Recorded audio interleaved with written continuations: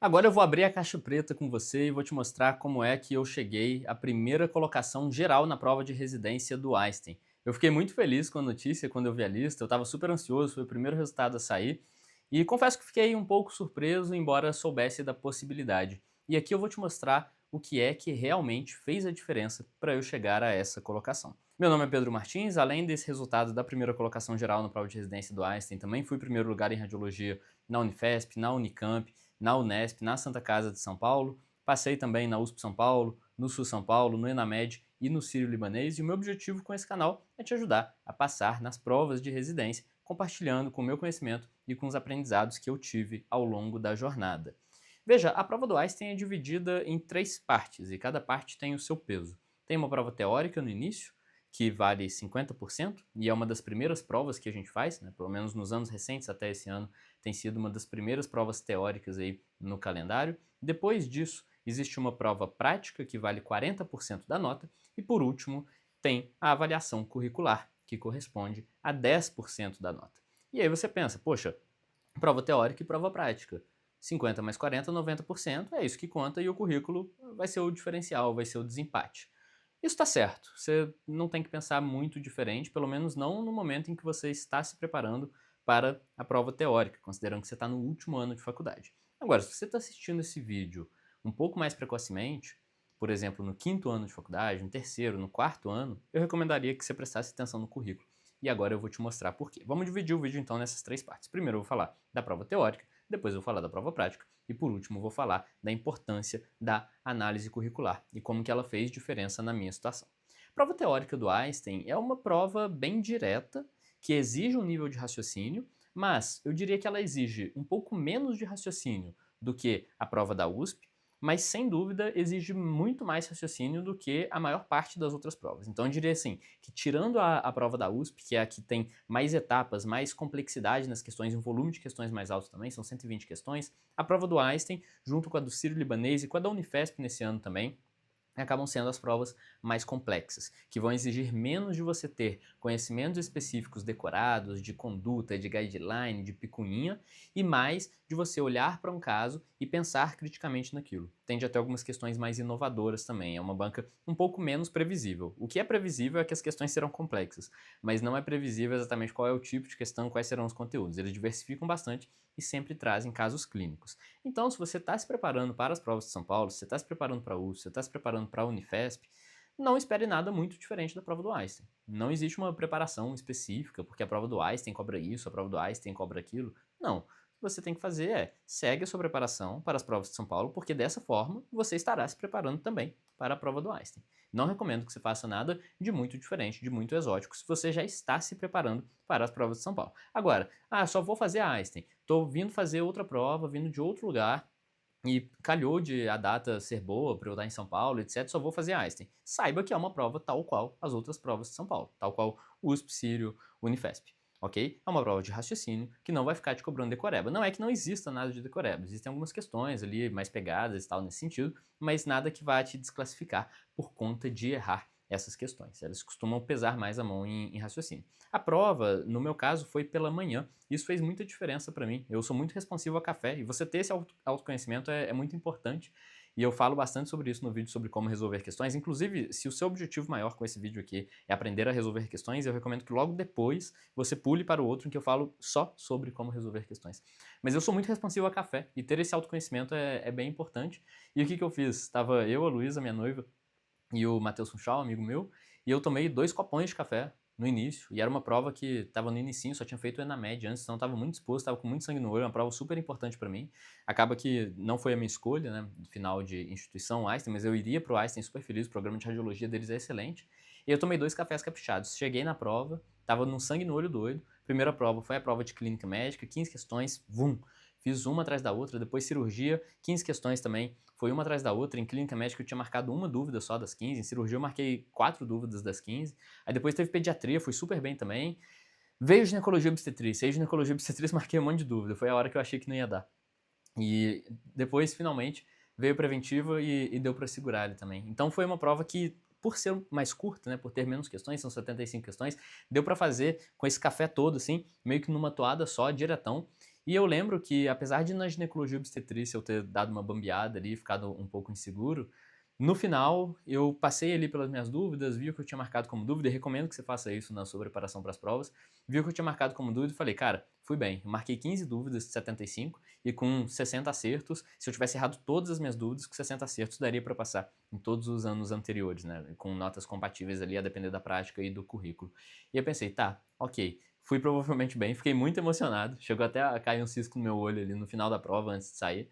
E quando eu saí, eu falei, tanto pro Funchal quanto pro Luiz, eu falei, olha, eu fui muito bem nessa prova. Saí com uma expectativa até meio otimista demais, achando que eu tinha feito 90%, acabou que eu fiz 84%. Não foi a maior nota da radiologia, a maior nota acho que foi um cara da cirurgia geral, na rádio teve um cara que tirou mais do que eu na prova teórica. Mas assim, deu uma sensação muito boa depois que eu saí da prova teórica do Einstein. Eu não queria zicar, então não ia cantar a vitória antes da hora, mas cheguei à conclusão ali de que eu tinha ido bem e fiquei bem otimista. Daí, ok, prova teórica então, sem muito mistério. Não tô falando que é uma prova fácil, não é. Fiquei super feliz com a pontuação. Era uma prova que estava difícil, eu felizmente estava bem preparado. Foi a minha primeira prova, isso fez muita diferença. Então pense no seu planejamento das provas de forma que as suas provas prioritárias você ainda tem alguma energia para elas. A prova da USP São Paulo foi super no final, foi quase um mês depois da do Einstein, fiz várias provas no meio, cheguei muito cansado na prova teórica da USP. Então pense bem nisso, porque eu senti que essa energia que eu estava no dia da prova do Einstein fez muita diferença para o meu desempenho, além da prova ser de manhã e eu tomar esses cafés. Agora, tirando isso, é fazer questão, é se preparar para as provas de São Paulo sem nenhuma peculiaridade da banca do Einstein, especificamente. Se tiver alguma coisa muito sutil que não vale a pena você se preocupar especificamente com isso, em relação ao Círio, em relação à USP, em relação à Unifesp. É uma prova que segue o padrão das provas de São Paulo. Aí vamos para a segunda etapa, né? Prova prática. Prova prática vale 40%. E eu não me preparei para a prática ao longo do ano. Eu fiz uma boa preparação para as teóricas, né? Mas não me preparei para a prática ao longo do ano. Quando eu vi que eu tinha ido muito bem na teórica, tive que decidir como exatamente faria essa preparação para a prática e falei, cara, minha prova prioritária é a USP São Paulo, que é para onde eu vou no final das contas. Minha prova prioritária é na USP São Paulo. Então eu vou dar o gás na teórica, eu vou me preparar muito para a teórica da USP São Paulo, não vou pegar prática até lá. E a prova prática do Einstein seria 8 dias depois da prova teórica da USP São Paulo. E daí falei, essa semana, depois da prova teórica da USP São Paulo, eu vou dar gás total e focar na prova prática. Eu fiz o Hands-on Soft Skills do Medcoff, indico, muito bom mesmo, sem conflito de interesse, não tenho nenhum ganho por recomendar aqui o Hands-on Soft Skills, mas assim, o trabalho deles é muito bom e fez total diferença. Simular as estações foi muito bom, o tempo, né, esse treinamento de você conseguir ser objetivo ao mesmo tempo que aborda a questão de soft skills, porque eles cobram muito essa questão da interação, essas relações assim interpessoais, o seu tato com o paciente e tudo mais. Então eu recomendo que você faça. Se você estiver pensando em fazer a prova do Einstein, faz o Hands-on Soft Skills que você só tem a ganhar. É realmente muito bom e para mim foi um grande diferencial. Na prova prática, eu não tive uma nota excepcional, eu tirei 71, foi uma boa nota, mas não foi excepcional, não chamou atenção, só que sem o soft skills eu sem dúvida teria ido bem pior. E como que foi ali a prova prática e como que foram as minhas impressões da prova prática enquanto eu estava fazendo? Prova prática são 6 estações, né? Então você tem 5 estações em que você atende pacientes e uma estação de procedimentos que é dividida em 2 partes. Nas estações em que você atende os pacientes, você é avaliado em 70% da estação, pelo menos na nota, você é avaliado em relação a questões interpessoais, a como você lida com o paciente, como você trata o paciente, como você responde às queixas do paciente, às preocupações, etc. Então sempre vai ter uma situação que vai te desafiar de alguma maneira. No meu caso, foram uma mulher com endometriose, que a anamnese dela era bem difícil. Eu acabei achando que eu fui super mal nessa estação, porque eu tava com a hipótese principal ali, mais até pensando em violência doméstica do que endometriose. Quando eu saí da prova, o pessoal falou, nossa, e aquela da endometriose, o que que você fez? Você indicou, sei lá o quê, pra... né? Eu assim, endometriose? A mulher tinha endometriose? Aí eu achei que eu tinha ido super mal. Depois em pediatria, foi uma criança com anafilaxia, aí você tinha que lidar com o pai, tinha aquela questão da ampola de adrenalina, né, que foi administrada, teve até um caso com bastante repercussão na mídia, eu acho que eles tentaram trazer isso. Foi uma situação mais tranquila de negociar ali, conversar com o pai, mas ainda assim, era uma questão super centrada. Tudo bem, tinha um aspecto técnico, mas super centrada na interação interpessoal. A estação de clínica médica era uma paciente com uma tireoidite, que tinha uma certa preocupação com ser câncer de tireoide, você tinha que tranquilizar ela. Não é super clímax, assim, a paciente vai gritar, vai chorar e começar... Não, não é isso. São clímaxes sutis, assim, durante a prova, sabe? São coisas que você, às vezes, nem percebe, você pensa assim, nossa, como que eu agiria diferente nisso aqui? Mas de qualquer forma eles estão te avaliando, eles têm alguma ferramenta lá para te avaliar em relação a essas situações. Não é gritaria, pancadaria, o vereador entrando e filmando, nada disso. Daí, ok. Então, já falei de ginecologia, já falei de clínica médica e já falei também de pediatria. Na de preventiva, era um senhor viúvo, ele era viúvo acho que uns 6 meses ou há 2 anos, e ele estava com ideação suicida, e para mim o maior desafio foi chegar ao fato de que ele tinha ideação suicida. Eu só cheguei no finalzinho do finalzinho do finalzinho da estação, e na hora que eu percebi, poxa, era isso aqui. Eu fiquei aliviado porque eu cheguei na ideação suicida, só que aí tinha todas as condutas depois, né, de você internar o paciente, porque ele estava já em fase de planejamento, etc. E eu tentei correr nisso, fiz uma abordagem muito boa com o paciente, né, fui empático, etc. Mas ainda assim fiquei meio incerto se eu tinha chegado ali, completado o checklist técnico. E aí, veja, eu tirei 71 mesmo assim. Veja que eu estou pontuando aqui várias imperfeições na minha prova e ainda assim tirei 71. O que fortalece a hipótese de que eles estão muito mais preocupados com o seu atendimento do que com você fazer todo o checklist técnico. Porque, por exemplo, eu cheguei no diagnóstico dessa lá no final da estação. Eu cheguei no diagnóstico da endometriose, eu não cheguei, na verdade, até o final da estação. Só que eu lidei bem ali com os pacientes. A de anafilaxia, eu sinto que eu fui muito bem. Mas essa da ideação suicida, não. Então, já falei aqui de clínica, pediatria, preventiva, ginecologia e obstetrícia, e aí teve a estação de cirurgia também, que era uma síndrome compartimental, você tinha que dar as condutas e lidar com o anestesista. Foi uma estação que eu fiquei meio boiando, assim, às vezes o examinador perguntava meio tipo, alguma coisa a mais, alguma coisa a mais, alguma coisa a mais, e você ficava meio, nossa, o que mais tem, sabe, pra responder, mas enfim, dei as condutas lá, acho que essa foi ok. Então acho que eu fui muito bem na de clínica médica, acho que eu fui muito bem na de pediatria, na de cirurgia e na de ginecologia eu fiquei com uma impressão assim, cirurgia médio e ginecologia eu achei que eu tinha ido super mal. E teve a estação de procedimento. O procedimento eram 2 procedimentos. Um era fazer uma punção licórica e depois era uma crico. E você tem 8 minutos no total, em todas as estações você tem 8 minutos, né? Mas na de procedimentos particularmente, você tem 8 minutos para fazer os 2 procedimentos. E você não tem cronômetro nem nada. Eu fiz a prova muito no finalzinho. Muito, muito, muito no finalzinho mesmo. Esperei super, fui um dos últimos a chegar para fazer. E aí, eu perdi completamente a noção do tempo enquanto eu estava esperando. E tendo perdido a noção do tempo, eu fiz o Liquor como se não houvesse amanhã. Eu acho que eu devo ter fechado o checklist do Liquor, porque foi perfeito, perfeito, impecável. Só que eu devo ter tomado 7 minutos bobear no Liquor. Que aí eu cheguei na crico, eu mal encostei no manequim. Eram 3 ou 4 tarefas, eu fiz uma e a segunda meio pela metade, se a examinadora tivesse sido boazinha comigo e considerado, porque eu não senti que eu tinha feito a segunda tarefa ali muito bem. Tipo, era para apontar onde que seria a crico no manequim, né? Coisa simples. E aí eu meio que apontei assim, mas apitou na hora que eu tava indo pra mostrar com mais precisão. Eu tinha mostrado em mim assim onde seria. Mas enfim, eu saí meio incerto. E aí, como eu julguei que eu tinha tirado metade ou menos nessa de procedimento e que na da endometriose eu tinha ido super mal e que na de cirurgia eu fiquei meio assim, eu pensei, poxa, ok, né? Eu não vou muito bem nessa prova, vou acabar tirando uma nota razoavelmente baixa, só acho que minha teórica é boa e que meu currículo é bom, que aí vai dar pra ir bem. E esse sentimento, principalmente porque o mistério ali da prova prática, de quando você faz a prática até você ter o seu resultado final, é uma fase muito agoniante, você não faz ideia de quando você tirou na prática, isso é uma coisa que incomoda muito. E aí nessa época eu comecei a fazer conta, sabe? Tanto depois da teórica, até um pouco antes da prática, quanto ali depois da prática eu comecei a fazer muita conta e pensar o seguinte, tá, ok, com a minha nota da prova teórica e com tanto que eu acho que eu vou tirar no currículo, em quais situações a prática me favorece ou em quais situações a prática não me favorece. E aí eu fiz tanta conta e pensei tanto nisso que eu cheguei a algumas conclusões bem interessantes que eu quero compartilhar aqui com você, porque foi uma análise quantitativa que eu fiz, super aprofundada, que eu vou te mostrar aqui agora. E aí, nessa análise quantitativa, eu não só desenhei o meu cenário e o meu prognóstico, né, em relação à prova, como também pude desenhar o cenário da minha noiva, Luísa, que também prestou para radiologia no Einstein e vai entrar agora na residência de radiologia no Einstein. Então vou mostrar a tela aqui agora para você entender qual que é a importância de cada uma das fases e como que você tem que pensar sobre prova teórica, prova prática e currículo, focando na prova do Einstein. Vamos lá então? Olha só, aqui está a planilha. Assim que saiu a nota da prova teórica, eu falei, poxa, eu vou fazer uma planilha comparativa, e aí nessa planilha comparativa eu vou traçar alguns cenários. Primeiro, a nota teórica, eu já tinha a nota teórica de todo mundo disponível, né? Então tinha o Henrique aqui, que tinha feito a nota maior do que a minha na prova teórica do Einstein, aí depois várias outras pessoas, aqui está o ranking da prova teórica. Eu vejo que a Luísa, minha noiva, tinha ficado em 48ª, ela tirou 72 na primeira fase. Aí você olha assim e você fala, poxa, Nota da primeira fase foi boa, ela foi para a segunda fase, só que ela não foi tão bem colocada, né? Considerando que são 6 vagas, e qualquer pessoa ficaria meio assim, talvez não dê. Só que eu falei com ela, não, estuda para a prova prática, dá o gás na prova prática, porque o seu currículo vai te jogar para cima.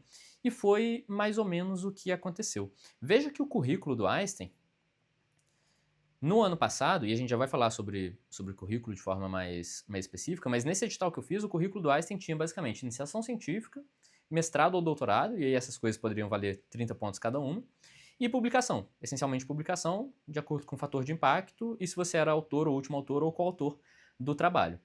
Isso aqui poderia totalizar 70. Então a soma poderia ir até 130, se você tirasse 100, você fechava. E a Luísa tem um currículo muito bom, né? A Luísa fez aí 62, eu acho, de currículo. Eu falei com ela, olha, presta bastante atenção e dá um gás aí na prática, porque o seu currículo vai te puxar para cima. Por que que eu sabia que o currículo dela ia puxar para cima? Porque ela tinha iniciação científica e ela tinha as coisas de pesquisa, tinha artigo publicado, etc. E a gente sabe que a menor parte dos alunos de medicina faz isso durante a faculdade.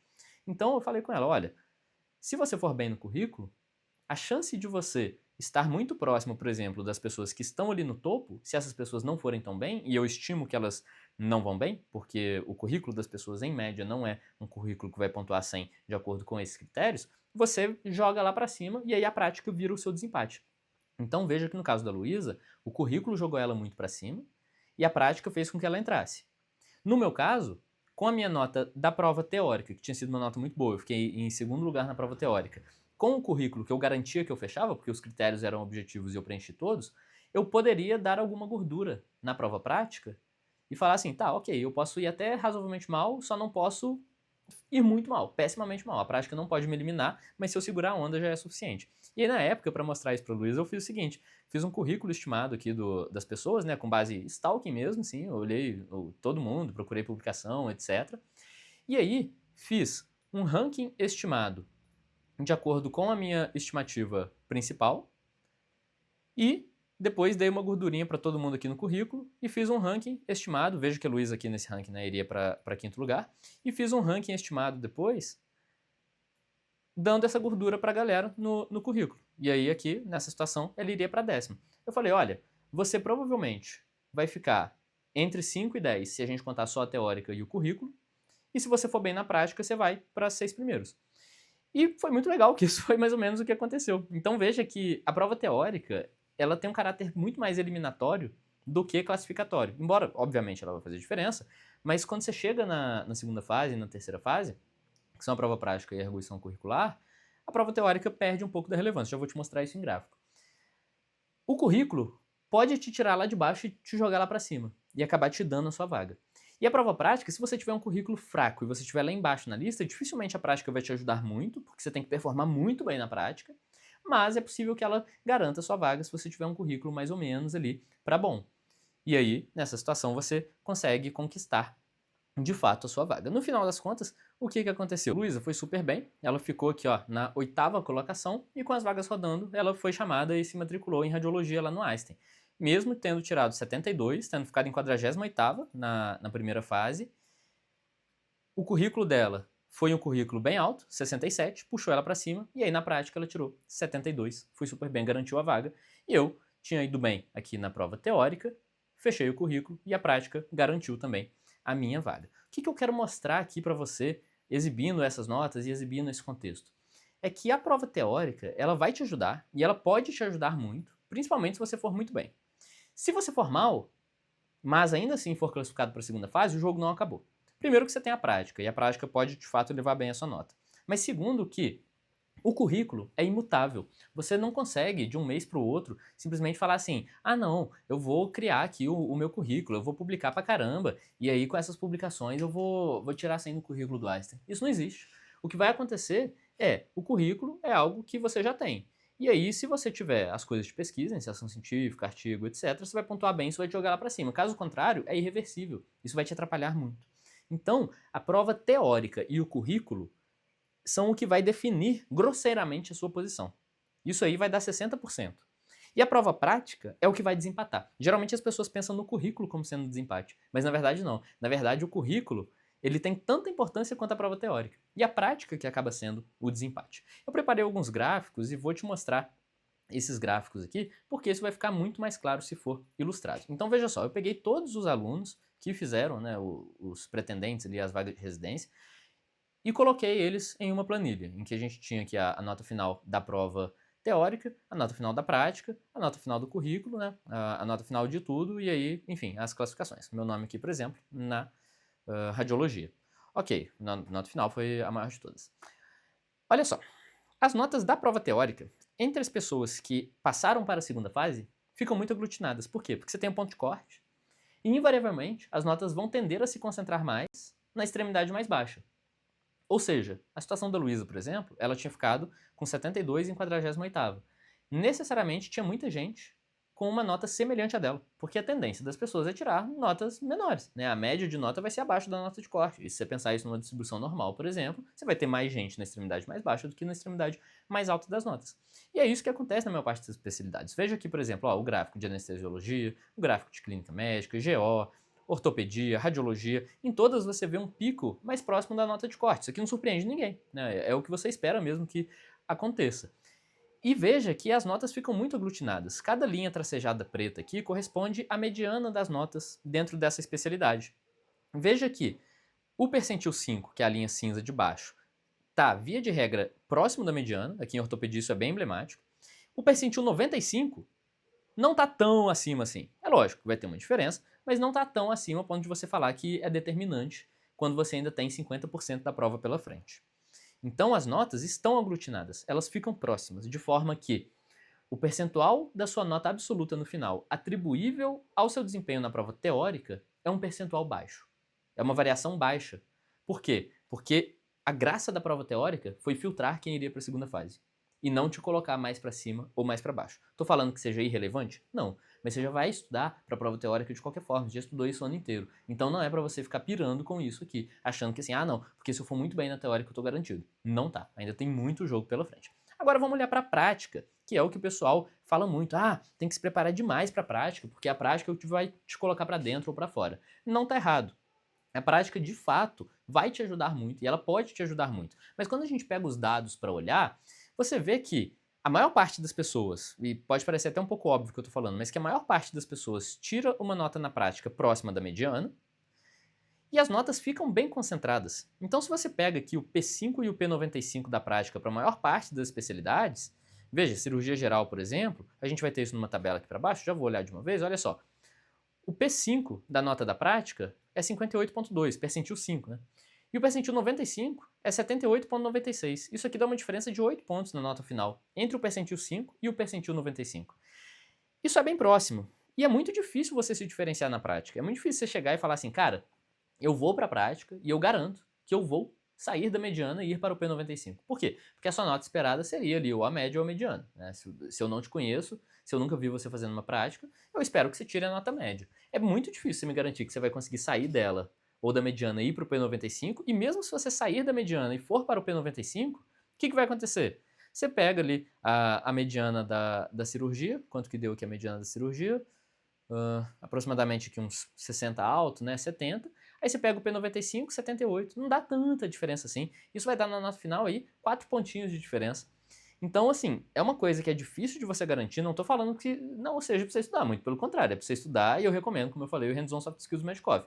Excelente, é pra você se preparar muito. Mas não é pra você ir pra prática achando que assim, nossa, é aqui que eu vou garantir minha vaga, ou nossa, é aqui que eu vou perder minha vaga. Não, a maior chance é que você acabe nessa meiuca aqui, e quando você tá muito perto dessa meiuca, uma coisinha pra cima, uma coisinha pra baixo não vai fazer tanta diferença assim. Não é que não faça diferença, novamente, mas é muito difícil você garantir qualquer alteração em qualquer sentido aqui dentro dessas notas da prática. Agora, onde é que você pode brilhar? E se o Einstein é uma prova prioritária para você, você tem que pensar nisso, porque passou a ser quase um requisito. É no currículo, não tem jeito. Olha só a diferença que faz o currículo no Einstein. Enquanto nas notas da teórica, você já tem elas definidas e fixadas antes, porque elas são requisitos para você ir para a segunda fase, e elas ficam aglutinadas perto ali da extremidade inferior.